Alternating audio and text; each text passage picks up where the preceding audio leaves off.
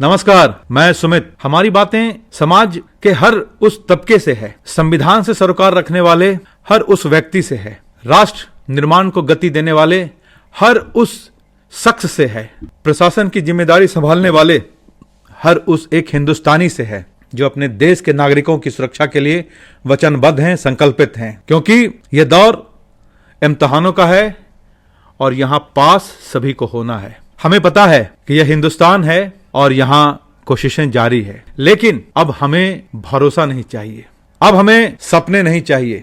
हम हकीकत चाहते हैं। जो हमारा आज है, हम उस आज में जीना चाहते हैं। हम उन योजनाओं में नहीं जाना चाहते जो 20 वर्षीय हो, जो 10 वर्षीय हो, क्योंकि हमें हमारी जिंदगी का कुछ पता नहीं। जिंदगी चलते रहने का नाम है और फिर वक्त रुकता नहीं। लेकिन यह सांसें कब हमारा साथ छोड़ दें, हम में से किसी को इस बात का कोई भी अंदेशा नहीं है। बस इसी इरादे से और इसी एक चुभन से कि हमें अगले पल क्या होगा, इस बात की कोई खबर नहीं। हम बेफिक्र नहीं रहना चाहते, हम फिक्रमंद रहना चाहते हैं, क्योंकि हमारे जीवन की नैया आपके हाथों में है। हमने अपने वो अधिकार आपको दिए हैं जिसकी बदौलत हम मुस्कुराना चाहते हैं, हम खुश रहना चाहते हैं और अपनी जरूरतों को पूरा होते हुए देखना चाहते हैं। और फिर हमारी जरूरतें आज भी मांग रहा हिंदुस्तान, रोटी, कपड़ा और मकान, बस इन्हीं चीजों पर केंद्रित है। भारत का आम मध्यवर्गीय परिवार आज भी इसी रोटी, कपड़ा और मकान के लिए जूझ रहा है, संघर्ष कर रहा है, दिन रात एक किया हुआ है। जो एक दिन की मजदूरी करता है और उसके एवज में 400, 500, 600, 700, 900 रुपया पाता है, सोचिए उसकी जरूरतें क्या होगी। 500 रुपए से उसकी जरूरतें पूरी हो जाती हैं। और एक वो वर्ग जो आलीशान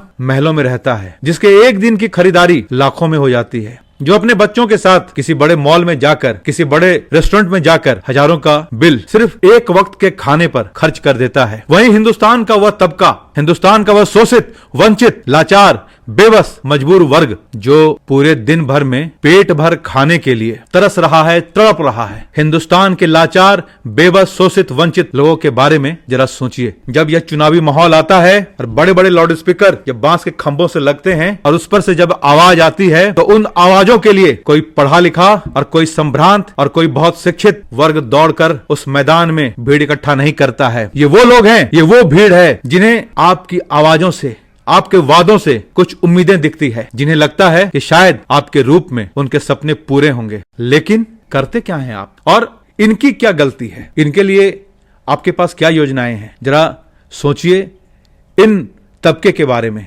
इन लोगों के बारे में, इनके जीवन के बारे में। गुजारिए सिर्फ 24 घंटे इनके साथ, इनके समाज में, इनके बीच, तब जाकर महसूस होगा आलू और प्याज की कीमत क्या है। इनके घर चूल्हे पे जो रोटी सेंकी जाती है, उस रोटी में दर्द का कितना त्याग है, किस तरह की भूख है, उस रोटी को देखकर आप महसूस कर सकते हैं। बस इस मंच के माध्यम से ऐसे हर लोगों से यह गुजारिश है, यह एक विनती है, यह एक अनुरोध है कि कुछ कीजिए।